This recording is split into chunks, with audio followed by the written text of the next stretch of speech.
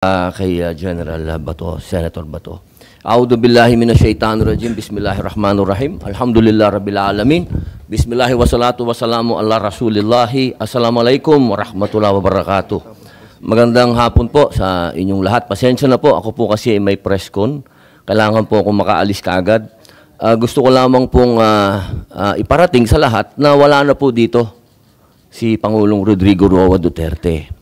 Ito pong mga pinag-uusapan natin, ito po ay pagsuporta lang namin kay Senator Amy.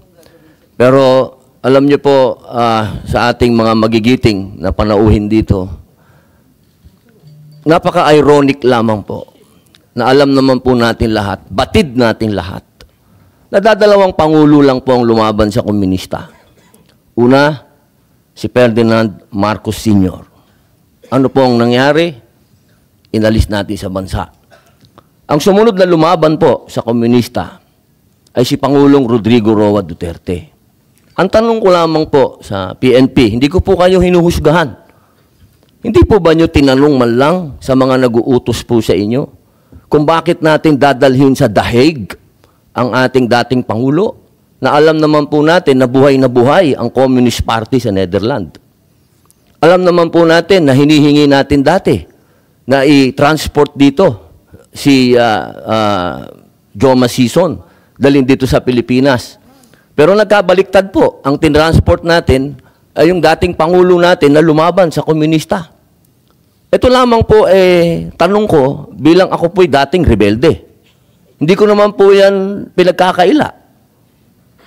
Hindi ko po maintindihan kung bakit tayo po ay nag-submit dito sa mga tiga-Netherlands. Alam naman po natin, kahit po itanong ninyo, ako po ay palagi dyan sa Utrecht. Kasama po si Joma. Hindi ko po yan dinideny. Pero nakakagulat lamang po na dinala natin doon ang dating Pangulo. Yung po ba, hindi po ba alam ng PNP na karamihan po sa mga dumadating na pera sa komunista, sa mga terorista, ay galing po sa abroad. Yan po yung mga tanong na kailangan ko po sanang itanong sa inyo at marinig ang mga sagot ninyo, pero naubos na po ang oras natin sa paikot-ikot. Ako po ay gusto ko pong iparating sa inyo ang kalungkutang napakalalim. Sapagkat sama-sama po tayong lumaban. Gusto po natin ng law and order sa ating bansa.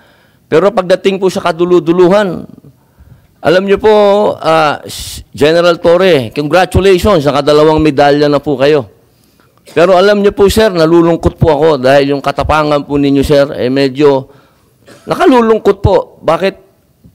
Napakatanda na po ni former President, sir.